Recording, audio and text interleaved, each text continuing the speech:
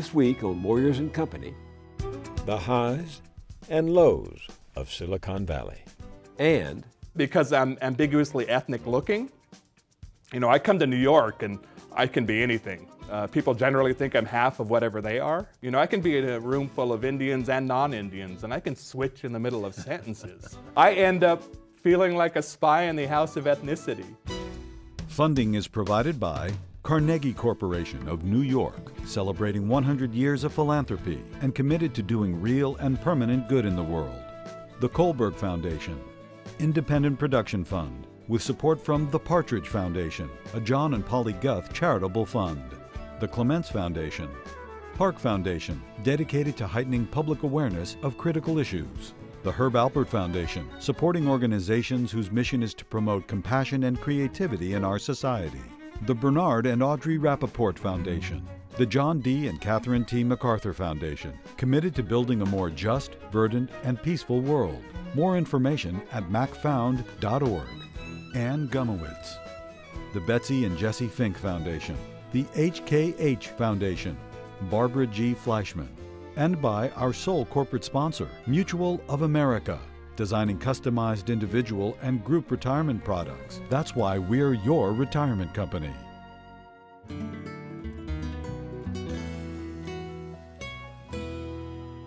welcome. Inequality matters. You'll hear people say it doesn't, but they're usually so high up the ladder they can't even see those at the bottom. But the distance between the first and the least in America is vast and growing. The Washington Post recently took a look at 2 counties in Florida and found that people who live in the more affluent St. Johns County live longer than those who live next door in less rich Putnam County. The Post concluded, quote, "The widening gap in life expectancy between these 2 adjacent Florida counties reflects perhaps the starkest outcome of the nation's growing economic inequality. Even as the nation's life expectancy has marched steadily upward, a growing body of research shows that those gains are going mostly to those at the upper end of the income ladder." That's true across America. In California's Silicon Valley, Apple, Facebook, and Google, among others, have reinvented the gold rush. But down the road in San Jose, it's not so pretty a picture. Do the math. In an area where 1/4 of the population earn an average of about $19,000 a year, rent alone can average more than $20,000 a year. And that difference adds up to homelessness. We talked to Associated Press reporter Martha Mendoza, who brought this story to our attention. I've been a journalist in this area for 25 years, and during that time it has gone from having a pretty robust middle class to being an area where you see this great divide of wealthy and poor. And nowhere do you see that more than in the Silicon Valley, where 25 years ago this was a place of orchards and farms and ranching and small businesses. And it has completely changed now so that you have incredibly wealthy people and incredibly poor people and a growing gap. Homelessness has increased dramatically in the shadow of Google, in the shadow of Oracle, in the shadow of Apple Computer. You have people who are hungry. People had this belief that somehow that Silicon Valley was paved with gold. And I would even say my parents, coming from New Mexico all those years ago when I was very small, I mean, they came here looking for opportunity. They wanted to be in a place that it didn't matter what their ethnicity or culture was, it didn't matter what their class was, that they really could put their stake in the ground, buy a home, and grow a family. I think that's a dream that a lot of people come to Silicon Valley with, and one of the problems is it's not like that for everybody. We have really been a tale of 2 cities for really a long time. Our economic expansion is pretty staggering. People have referred to it as the longest, most sustained, largest legal wealth creation in the history of the planet. We have very high income, highest in the nation. We also have very low. We've got both. And what's actually happening right now is a hollowing out in the middle. Now, this is a national phenomenon, but it seems to be particularly acute in Silicon Valley. We're still generating on the high end, engineers and scientists and coders, but the support positions, manufacturing, you're not going to see that in Silicon Valley anymore. They would manufacture silicon chips there in the early days. And I was just the other day looking for anybody making wafers anymore and there's not. So I used to work with National Semiconductor. I worked in masking. I made that silicon chip. I'm the one who put the programs on that chip. I'm the one who inspected them. I've cleaned houses. I've taken care of disabled people. I'm 54 years old. I've got nothing. So what happened was in the Silicon Valley 15 years ago during the first boom, for every 5 jobs they were adding, they were building 2 units of housing.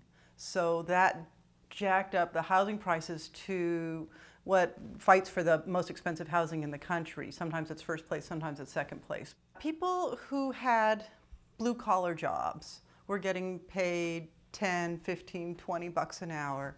And when their jobs went away, they were largely unskilled and could take jobs that paid $8 an hour. That would be the minimum wage in San Jose for the past 15 years. As of last week, they raised it to $10 an hour. Now, on that type of wages, you can't rent an apartment, you can't buy food, and you can't handle the transportation expenses, which can be very high. And so you end up, in some cases, you find people living 3 or 4 families to an apartment, or people move into homeless shelters, or people leave the area. This is my tent. This is where I live. I got my transportation, my bike. I have electricity that I run by car battery. I worked at a restaurant at Google. They have, I don't know, I guess like 16 or 18 full-blown restaurants you can go eat at when you work there for free. I never heard of that in my life. They started doing background checks and did a background check on me. I'm a convicted felon, so they couldn't keep me there anymore.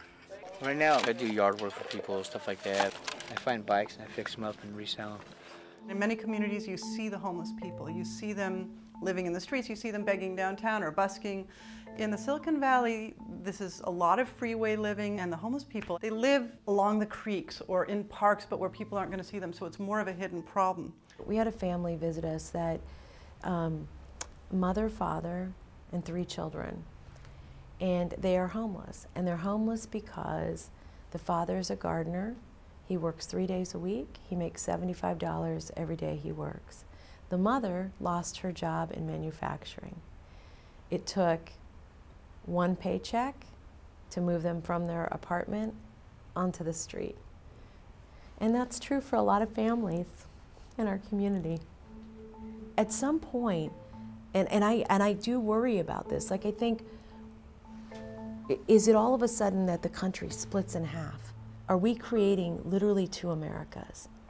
Silicon Valley has the brain power and has the risky personality to do some really innovative things when it comes to poverty. And I even think there's a will to do this, but I think that there is a lack of awareness and hopefully a growing awareness, because I do think that there's been brilliance out of that region that has changed the world. So wouldn't it be something if that area could also be the one that sparks the brilliance that starts to solve this really major problem?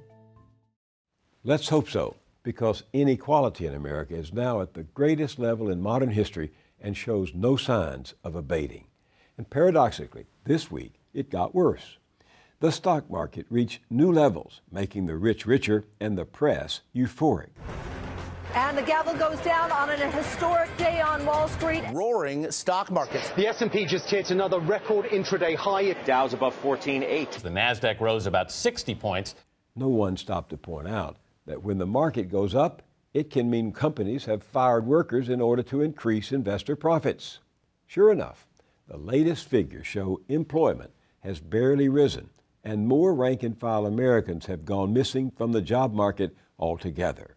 The Commerce Department reports that personal income fell 3.6% in January. That's the sharpest one-month dive in 20 years. It sure seems like the Roaring '20s all over again. People at the top living it up while those down below lose their livelihood.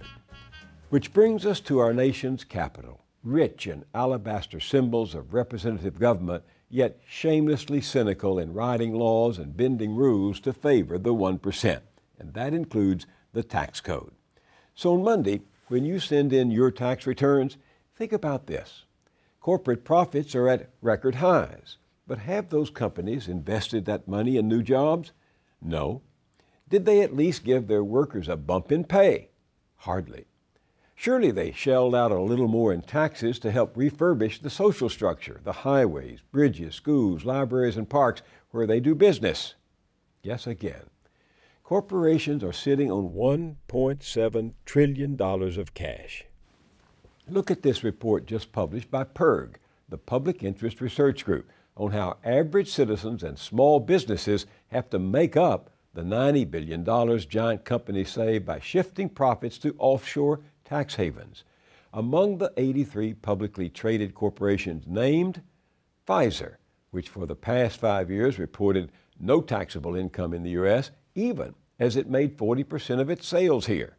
Microsoft, which avoided $4.5 billion in taxes over 3 years by shifting its income to Puerto Rico.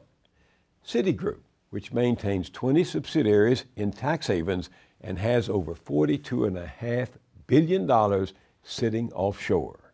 Taxes collected here at home, zero. It's not only corporations stashing their swag abroad.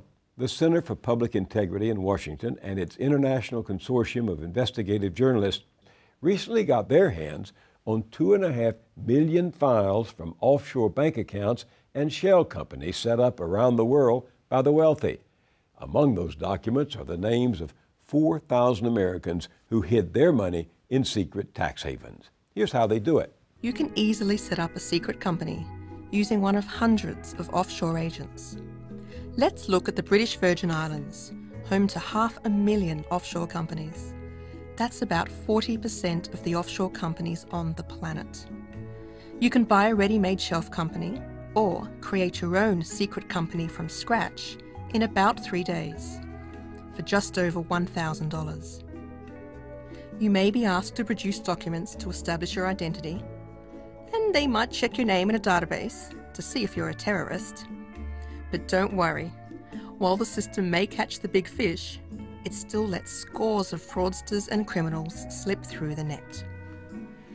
So it shouldn't surprise us to learn that the United States collects less in taxes as a share of its economy than all but 2 other industrialized countries. Only Chile and Mexico collect less. Chile and Mexico. Right now, a powerful group of CEOs, multimillionaires, and billionaires are calling on Congress to fix the debt, and their enablers in both parties are glad to oblige. Okay, but why not fix the debt by raising more taxes from those who can afford to pay? Close the loopholes, shut down the tax havens, cancel the Mitt Romney clause Congress enacted allowing big winners to pay a tax rate far less than their chauffeurs, nannies, and gardeners. Instead, as we speak, our political class in Washington is attempting to fix the debt by sequestration. That's Washington doublespeak for bleeding services for veterans and the elderly, the sick and poor, for kids in Head Start. Marching in lockstep beneath a banner that now stands for Guardians of Privilege, GOP, Republicans refuse to raise revenues, while Democrats have a president whose new budget contains gimmicks that could lead to cuts in Social Security. Social Security, the one universal safety net, and a modest one at that, and yet the main source of purchasing power for millions of aging Americans. This from a Democrat, the heir of Franklin Delano Roosevelt, who pulled us to our feet when the Great Depression had America on its knees. This Social Security measure gives at least some protection to 30 million of our citizens who will reap direct benefits through unemployment compensation, through old age pensions, and through increased services for the protection of children and the prevention of ill health. But those were the days when our political system rallied to the defense of everyday Americans.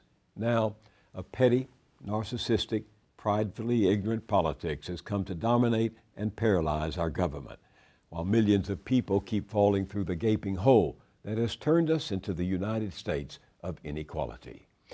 Warren Buffett, the savviest capitalist of them all, may have written this era's epitaph. If there was a class war, my class won.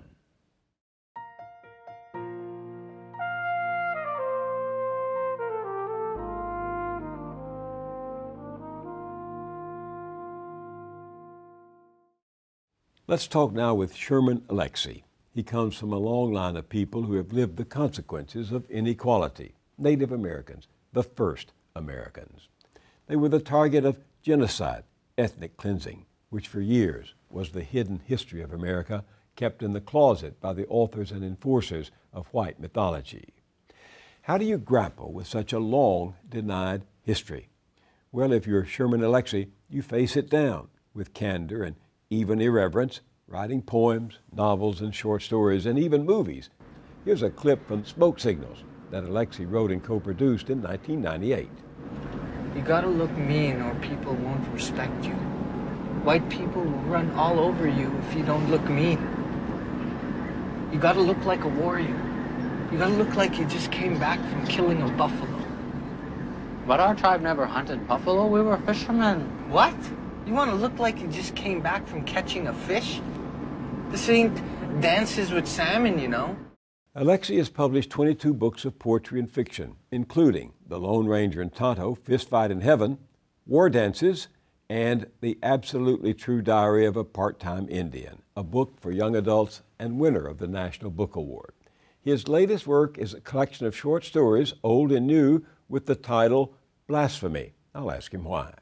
He now lives in Seattle, like many of his characters who left the reservation for the city, living in between and traveling across boundaries both real and imagined. Sherman Alexie, welcome. Oh, thank you. It's good to be here.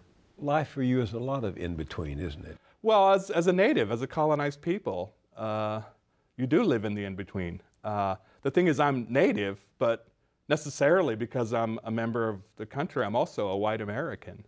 But you must feel at home in that in-between now because so many people are, as you say, living there. I was taught that it was not easy, that there was something destructive about it. I was taught by my elders, my parents, that it was a bad, dangerous place to be. But I've come to realize it's pretty magical. You know, I can be in a room full of Indians and non-Indians, and I can switch in the middle of sentences. So, and also because I'm ambiguously ethnic looking, you know, I come to New York and I can be anything. People generally think I'm half of whatever they are. So I end up feeling like a spy in the house of ethnicity, you know, because people will talk around me as they would talk around the people in their cultural group. So I get to hear all the secrets and jokes and you know, I'm a part of every community because of the way I look. Is that a big change from your parents' generation and your generation? Oh, I mean, I grew up in a monoculture. We did a family tree in 6th grade on the res, and everybody was related. On the reservation? Yes, including the teacher. My mom and dad met when he moved to the res when he was 5, and she was 14, and she helped him get a drink at a water fountain. My mom was born in the house where her mom was born. So we were as isolated in the sense of Native Americans as anybody else. So, you know, I realized later on that when I left the res to go to the white high school on the border of the res, I was a first-generation immigrant. You know, I'm an indigenous immigrant. What is it like to be an alien in the land of your birth? I mean, it's a destructive feeling because, you know, a lot of Native culture has been destroyed. So you already feel lost inside your culture. And then you add off feeling lost and insignificant inside the larger culture. So you end up feeling lost squared. And to never be recognized, to never have any power. You know, other minority communities actually have a lot of economic, cultural power. But we don't, you know, not at all. I mean, you can still have the Washington Redskins, you know, you can still have the Atlanta Braves and the Cleveland Indians, which is by far the worst. And if you look at Chief Wahoo on their hats and put Sambo next to him, it's the same thing. And you know, you could never have Sambo anymore. Most, you know, at least half the country thinks the mascot issue is insignificant. But I think it's indicative of the ways in which Indians have no cultural power. We're still placed in the past. So we're either in the past or we're only viewed through casinos. Do you feel shoved back into that tight space, that closet, even by the questions I ask about Indians, natives, reservation, all of that? Sometimes, but you know, it's who I am, so I have no issue talking about it. You know, I know a lot more about being white than you know about being Indian. I am extremely conscious of my tribalism. And when you talk about tribalism, you talk about living in a black and white world. I mean, Native American tribalism, sovereignty, even the political fight for sovereignty and cultural sovereignty, is a very us versus them. And I think a lot of people in this country, especially European Americans and those descended from Europeans, don't see themselves as tribal. You know, I don't think, for instance, Republicans see themselves as tribal. I was speaking to a Republican here in New York, a friend of mine, and you know, I asked him, you think it's an accident that, what, 80% of Republicans are white males? And he did. I mean, coincidence, huh? Yes, he couldn't even imagine that he's part of a tribe. So as a member of a tribe, I think I have a more conscious relationship with black and white thinking. And I used to be quite a black and white thinker in public life and private life until 9/11. You know, and the end game of tribalism is flying planes into buildings. That's the end game. So since then, I have tried, and I fail often, but I have tried to live in the in-between, to be conscious. What did Fitzgerald say? The sign of a superior mind is the ability to hold two different ideas. Keats called it negative capability. So I have tried to be in that, and fail often, but I try. That's what I get from your poems. You even see Yo-Yo Ma's cello differently from the rest of us. That's one of my favorites. Would you read it? Oh, yes. Here yes. it is. And this poem is called Tribal Music. Watching PBS, it occurs to me that I want to be Yo-Yo Ma's cello. Hello. Does this mean that I'm sexually attracted to Yo-Yo Ma? Nah, he's cute and thin, looks great in a tux, and makes the big bucks. But I long to be simultaneously as strong and fragile as the cello. I want to be the union of fingertip and string. I want less to be a timorous human and desire more to become a solid wooden thing. Warm to the touch, but much colder when left alone in my case. I need to flee the mystery of mortality and insanity and become that space between the notes. I no longer want to be the root cause of anybody's pain, especially my own. Oh, Yo-Yo Ma, I hem and ha, but let's be clear. I want to abandon my 16-drum fear and inhabit the pause that happens between falling in love and collapsing because of love. I want to be sane. I want to be clean and visionary, like a window pane. Where does that come from? Well, you know, number one, the cello looks like a woman to me, and you know, the curves, and so I am, in a way, and it's funny to admit this, I am sexually attracted to the cello. The curves really get me. So as I watched him play, you know, Yo-Yo Ma is sort of making love to a beautiful woman, and I want to be that beautiful. So I was thinking of that watching it, and then it occurred to me, you know, I'm a man, I don't want to be a woman, but I want to be the object of beauty. I want to be so clearly beautiful. And in a way, it's a need for perfection, you know, the desire to be perfect, even though I can't be, and even though if I really started thinking about it, I don't want to be. But there's a state of nirvana or bliss, especially when Yo-Yo Ma's playing. I want to be that blissful, and it's so fleeting, and I'm just incapable of it.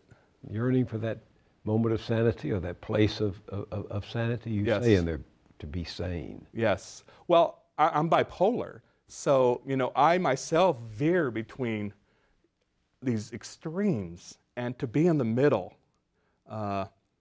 is a strong desire. And I mean, I'm working on this idea, I don't know where it's going to go, that being tribal, being colonized automatically makes you bipolar. I think the entire Native American world is bipolar. But is this your imagination, or are you clinically bipolar? I'm Have you been clinically diagnosed? I've been diagnosed. I'm medicated, and the medication's working right now. I mean, as any person watching this who knows anything, You know, the medications have to be adjusted constantly because your brain sneaks around it. You know, your brain is like the, your bipolar brain is like the soldiers, and your sanity is like the civilians. Help me understand what the experience of bipolarity is. What happens to you? Well, you know, when you're depressed, you know, it's like the world has ended. Even getting out of bed takes the most massive amount of effort. But when you're manic, oh, it's so addicting. You know, I have finished novels in 2 weeks in manic stages, just staying up, you know, 2 days in a row, writing, and great stuff often. I mean, you're crazy, so you get these incredible images. You know, forget Yo-Yo Ma's cello. I mean, it ends up being, you know, I'm hearkening back to somebody like Sylvia Plath, you know, writing Colossus, you know, Daddy, you know, you do not do, you know, which directly comes out of mental illness and depression and mania. I would venture that most of the world's great art has come out of manic periods in an artist's life. But has it ever occurred to you that there's been more preoccupation with Sylvia Plath's illness than with her poetry? Oh, yeah. I mean, there's a new biography out about her, and it's the same story. It's about her craziness. Why is that? I think we're more interested in the biography. The story. Yeah, and especially in this era where there are no secrets anymore, where the audience, in fact, desires so much to know more about the artist. You know, you're supposed to now Twitter everything you're feeling. You know, you go to, you know, some artists, writers' Twitters, and like everybody else, they're talking about what they had for dinner. You know, all over writers' Twitter feeds and Facebook pages are pictures of what they had for dinner. And why anybody would care, you know, that I had a bowl of cereal in my hotel room this morning, I don't get it. And so does that explain the Facebook sonnet? Oh, definitely, definitely. All right, let's hear that one. The Facebook sonnet. Welcome to the endless high school reunion. Welcome to past friends and lovers, however kind or cruel. Let's undervalue and unmend the present. Why can't we pretend every stage of life is the same? Let's exhume, resume, and extend a childhood. Let's all play the games that occupy the young.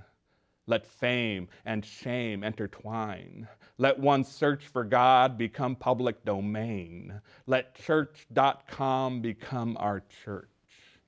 Let us sign up, sign in, and confess here at the altar of loneliness. Sherry Turkle has written a book called Alone Together on just this point, talking about how the internet has produced this serial isolation. Well, when I think of the human is so complex, you know, and as we're relating here, we're relating on so many different levels that we don't consciously understand. I mean, we're actually smelling each other right now, but we, as we talk, don't know that, but our bodies know that. You know, my gestures, your gestures, the look in your eye, and the internet takes all that away. There is one level of communication on the internet, which actually, in a way, is really insulting to the complexity of being human. How so? It limits us to one sense. One dimension. One dimension, and that's not who we are. The poetry, if you will, of life is reduced to this sort of dry, scientific, you know, it's the worst sort of précis of who we are. And you know, I don't have Facebook friends, I have friends. and a lot of my friends play basketball, and when we play basketball together, literally we're touching each other. And that can't be replicated in any form whatsoever with the internet.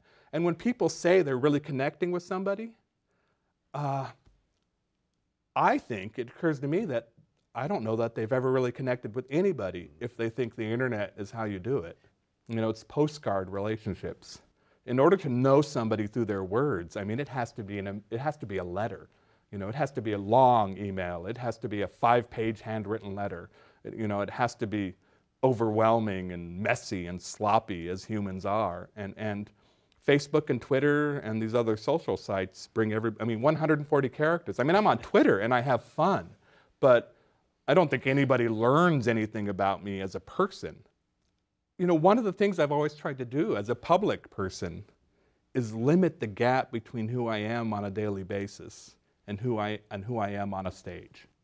You know, I've tried to be as honest as possible. Yes, I've tried to be as honest as possible. How are you different? Well, I think I'm a more gentle person in private, maybe slightly more gentle. I mean, I'm a lot more confrontational in public. I mean, I'm a very angry person. At what? Oppression.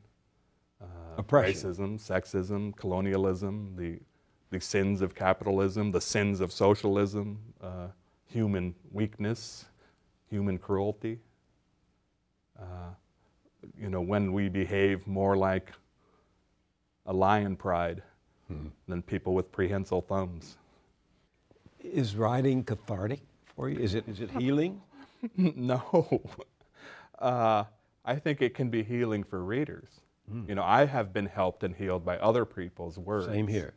But my own words for myself, oh man, I don't think so. Do you think of yourself as a poet first and foremost? Because that's how I first got introduced to you. I'm naturally a poet. I started as a poet. I think it's how I look at the world. You know. How does it help you see the world? You know, I look at Yo-Yo Ma's cello and want to be the cello. I think a novelist would want to write about where the cello came from, who built it. I don't care. In this poem, tribal music, whose tribal music are you writing about? Mine, a tribe of one. You know, one of the things about being tribal, being a member of a tribe, is the force that makes the tribe, for you to be like the tribe, to share similar values, to be less of an individual and more a very conscious member of a community, to share political beliefs, to share cultural beliefs. And I've always resisted that. One of the misconceptions about Indians, you know, because liberals love Indians, you know, white liberals worship Indians, but actually Indians are a conservative lot. I mean, we by and large, we vote Democrat, but we live very Republican lives. You know, in Indian communities, there's no separation of church and state. War is a virtue. Guns are everywhere. By and large, pro-life. So, you know, once again, it's a very bipolar existence. You know, knowing that Democrats, by and large, are going to support us more, but still behaving like Republicans. You know, it occurs to me it's like big city Republicans who live these incredibly liberal, secular lives in the city while espousing small-town religious politics. You're so different from how I expected you to be, quite frankly, because I have never met you, although one of my producers met you some years ago, 11 years ago, I think. It's Rick amazing, Fields, yeah. And I have a clip of the piece that we ran on my show then about you from Seattle. Take a peek. But my dad, that alcoholic nomad, he used to leave my family for days or weeks at a time drinking and roaming. And I would lie awake all night waiting for him to come home. And 5 or 6 times I cried myself sick into the hospital. And I'd lie awake in the kids' ward ignoring the night shift nurses who came in and said, please try and get a little sleep. So maybe I learned how to be an insomniac because I'm still waiting for my father to come home. What's changed for you since then? Medication. I was undiagnosed bipolar, and staying awake was directly the result of that. Either staying awake because I was depressed and didn't want to fall asleep for the nightmares, or because I was manic and couldn't fall asleep because I had a million things to do. Did your father ever come home? No. You know, I cut my hair when he died. It's part of a ceremony, and you can grow it back when the grieving is over. It's been 10 years since he died. So, and I haven't grown my hair back, and I doubt I will. He was an alcoholic? Oh, lifelong, really. There's one scene in your short story, War Dances, where the narrator's in the hospital with his father, who has just had surgery. He's cold, and the son is trying to find a blanket for him. Why don't you read this excerpt, War Dances from Blasphemy. I walked down the hallway, the recovery hallway, to the nurse's station. There were 3 women nurses, 2 white and 1 black. Being Native American, Spokane and Coeur d'Alene Indian, I hoped my darker pigment would give me an edge with the black nurse. So I addressed her directly. "My father is cold," I said. "Can I get another blanket?" The black nurse glanced up from her paperwork and regarded me. Her expression was neither compassionate nor callous. "How can I help you, sir?" she asked. "I'd like another blanket for my father. He's cold." "I'll be with you in a moment, sir." She looked back down at her paperwork. She made a few notes. Not knowing what else to do, I stood there and waited. "Sir," the black nurse said, "I'll be with you in a moment." She was irritated. I understood. After all, how many thousands of times had she been asked for an extra blanket? She was a nurse, an educated woman, not a damn housekeeper. And it was never really about an extra blanket, was it? No, when people asked for an extra blanket, they were asking for a time machine. And yes, she knew she was a healthcare provider, and she knew she was supposed to be compassionate, but my father, an alcoholic, diabetic Indian with terminally damaged kidneys, had just endured an incredibly expensive surgery for what? So he could ride his motorized wheelchair to the bar and win bets by showing off his disfigured foot? I know she didn't want to be cruel, but she believed there was a point when doctors should stop rescuing people from their own self-destructive impulses. And I couldn't disagree with her, but I could ask for the most basic of comforts, couldn't I? "My father," I said, "an extra blanket, please." Autobiographical? Oh, completely. I remember when my first short stories came out and people were calling it autobiographical, and I fought it. And then 10 years later, I reread the book and thought, oh shoot, this is memoir. Eventually, the son in the story finds a Pendleton blanket. What's a Pendleton blanket? It's actually made by a white-owned company in Oregon. These blankets have become highly sacred among Indians, and actually the Pendleton Company is amazing in their relationship with Indians. So, we love the Pendleton Company in Oregon. And they're gifts. The joke is they're like Native American fruitcakes. The same blanket travels over and over and over, and nobody ever uses it. Was that you searching for a blanket? Or wishing you were? Wishing, and the desire to go out, because I knew there'd be Indians in the hospital. If you're near an Indian community, there are Indians in the hospital. And so I knew somewhere in that hospital was an Indian family with more than one Pendleton. And in the story, the son brings the blanket back, and he and his father sing together. Yeah. Did that happen? No, we never sang together. You wish it had happened? Yes. Even if we'd sang Elvis together, that would have been great. You know that you've been described as both an explorer and an exploder of Indian stereotype. And alcohol is surely one of the most persistent stereotypes, correct? It's not a stereotype. It's a damp reality. Native Americans have an epidemic rate of alcoholism. I'm an alcoholic, recovering. My father was an alcoholic. My big brother's an alcoholic. One of my little sisters an alcoholic. My mom's a recovering alcoholic. Every single one of my cousins is a drinker. All of my aunts and uncles were drinkers. Some of them have quit. Some of them never did. My classmates, 3 have died in alcoholic-related accidents. My brother has had 5 best friends die in alcohol-related accidents. And we're not atypical. What have you come to understand about that? It's medication. Trying to take away the pain. And in a way, it has substituted for cultural ways of dealing with the pain. So instead of singing, we're drinking. And my father often said, I drink because I'm Indian, which, is the saddest thing imaginable. Why did you drink? Because I'm Indian. How do you stay sober? Because I don't want to disappoint all those hungry sons out there whose own fathers have failed them. Because whether or not I believe in visions or omens, the The last time I drank, I completely destroyed my then girlfriend's birthday party with my alcoholic behavior, and woke up the next day, late in the afternoon, feeling deeply ashamed and thinking once again, I'm going to quit. You know, I tried 8 or 9 times, but I woke up, went and checked my mail, and the acceptance from hanging loose for my first poetry book was in the mail. And I thought, okay, this is a sign. Write poems, sober up. And you did? And I did. You live in Seattle now. You Yes. lived there for how long? 20 years. But as a boy, you lived on the Spokane Indian Reservation. Yeah. How do you feel where you're in a place where your people were ethnically cleansed? We didn't make reservations.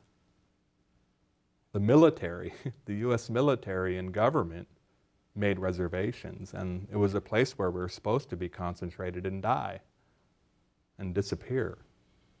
And I don't know, and I think it's only out of self-destructive impulses that Native Americans have turned reservations into sacred spaces. You don't consider them sacred? No.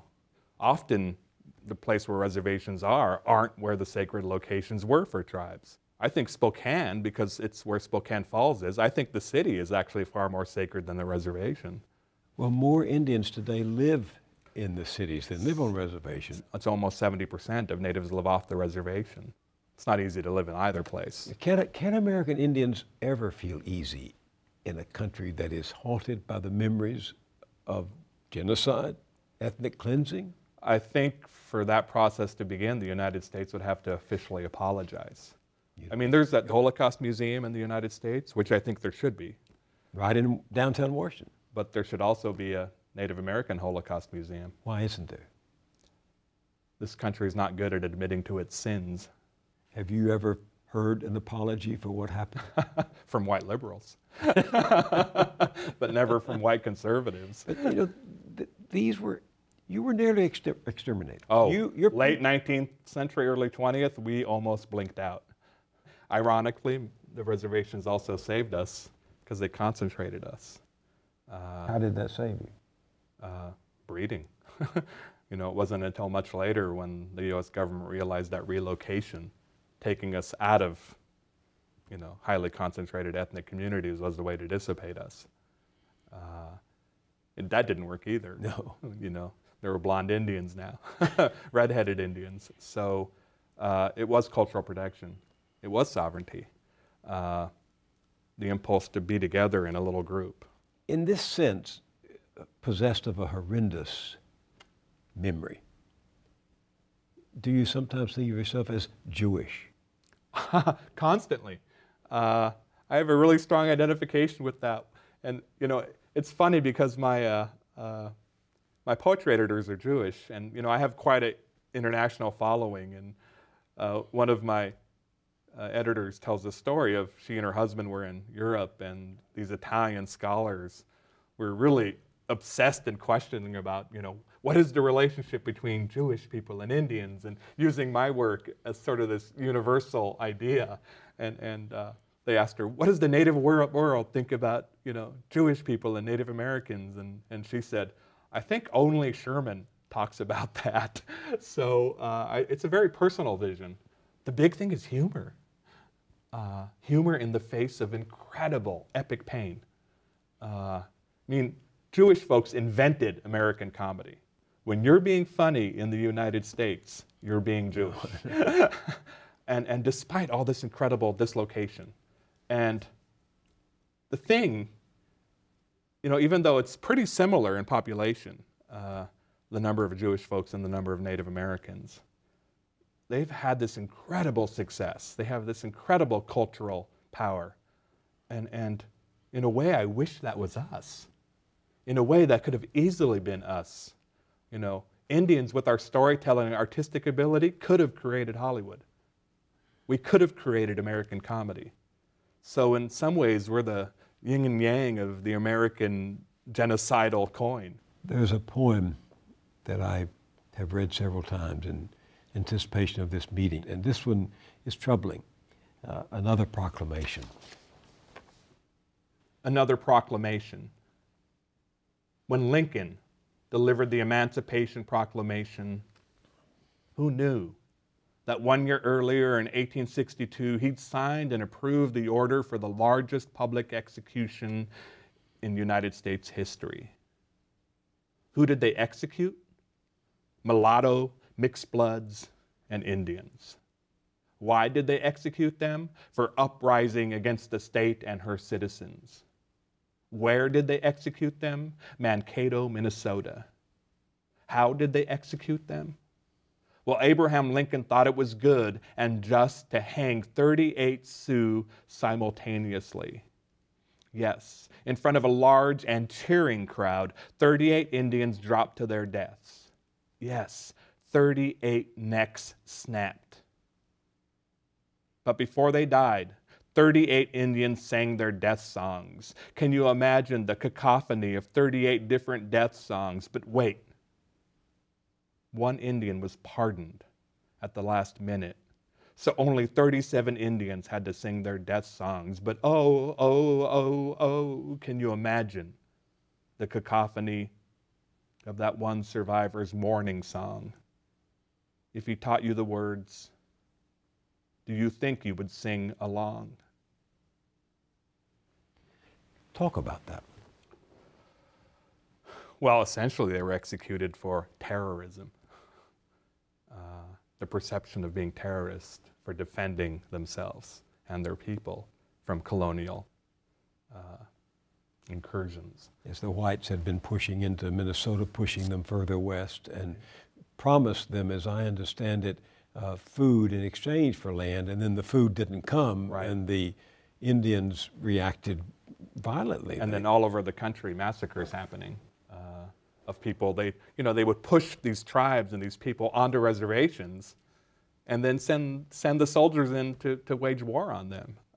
I just learned, I don't know why I didn't know this, some sort of denial, I guess, but they gave medals of honor to U.S. soldiers who participated at Wounded Knee, absolute massacres of unarmed women, children, and elderly people. They gave medals of honor. And this idea of Lincoln as this great savior, which is true, but in deifying him, it completely whitewashes the fact that he was also a complete part of the colonization of Indians, a complete part of the wholesale slaughter of Indians. He lived in the in-between like everyone. What I know of this incident is that 303 Indians were sentenced to death. President Lincoln commuted the sentences of 265 of them on the basis, he himself said, of not enough evidence, but allowed 38 of them to be hanged. So the hypocrisy abounds. So once again, the way in which I watch Lincoln, the movie, is far different than most people watch Lincoln. That movie in no way portrays the complexity of human beings, and certainly does not portray the complexity of Lincoln, who for his genius was also, an incredibly, as any politician, an incredibly conflicted and conflicting man who was capable of ordering great evil, and who did, in fact, by ordering it, created great evil, committed great evil. A sinful, sinful man, that Lincoln. Had you known about the story for a long time? Most Indians know a lot about the massacres. Yeah. They're touchstones. They're myth for us. What saved you spiritually? What saved you inwardly? Storytelling. How so? The age-old stories. Sort of a actual sacred nostalgia. And keeping all the ghosts alive, keeping all the memories alive. If you tell a story well enough, everybody in it is right there. So nobody ever dies. Why did you call this book blasphemy? Because I've been so often accused of it by Indians and non-Indians. How so? Because I question everything.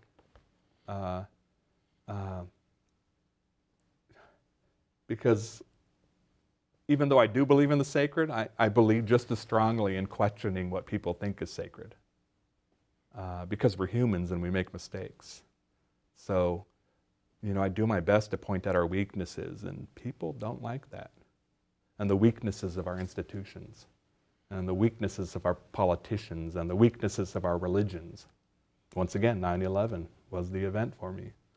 9/11 turned all sorts of people into fundamentalists who weren't otherwise, on the left and the right, in the Christian worlds and in the Muslim worlds. And I refuse to participate. So what do you mean by blasphemy? I don't believe in your God. And your means the royal your. Do you believe in your God? No. What do you believe in? Stories. Stories are my God. Would you read this for me? Vilify. I've never been to Mount Rushmore. It's just too silly.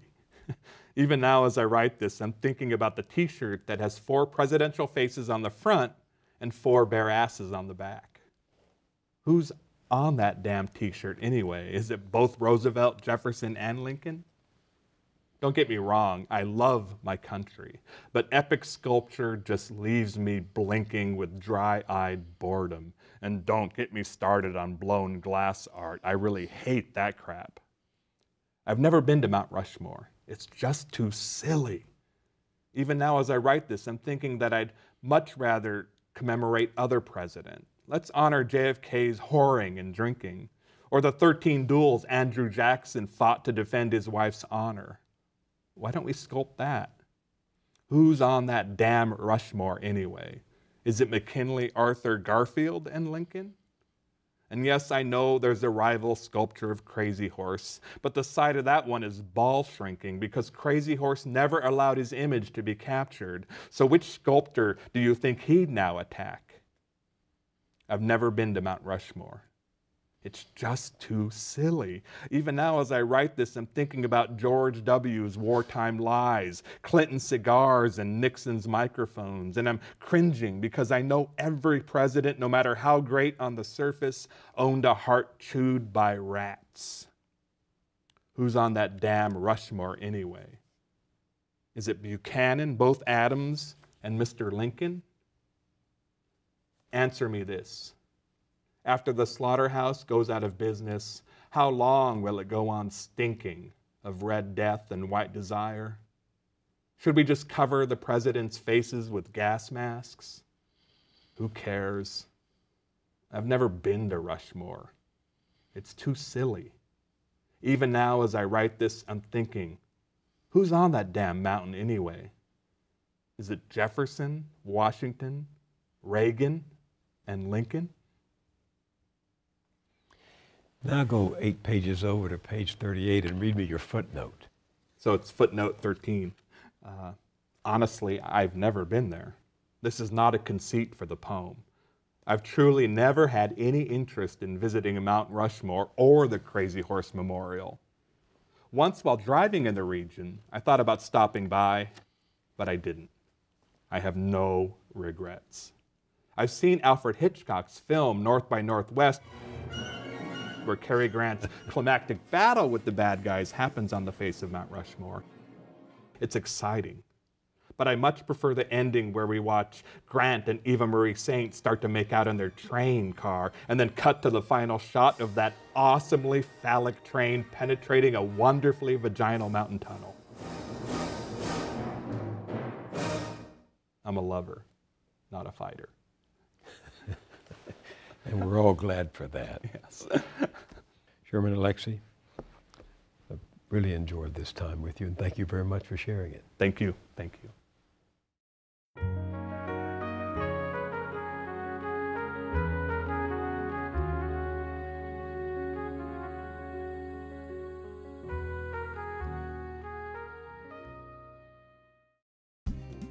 Sherman Alexie will be joining us at our website, billmoyers.com, for a live chat this coming Tuesday. That's April 16th at 1 p.m. Eastern Time. You can submit your questions on the website or at our Facebook page. I'll see you there, and I'll see you here next time.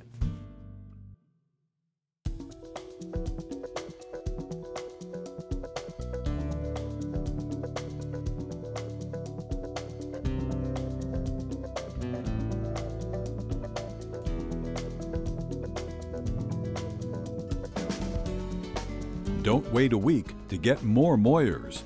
Visit BillMoyers.com for exclusive blogs, essays, and video features.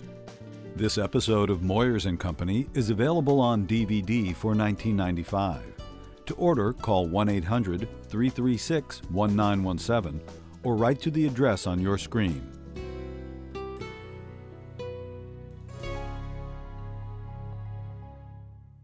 Funding is provided by Carnegie Corporation of New York, celebrating 100 years of philanthropy and committed to doing real and permanent good in the world.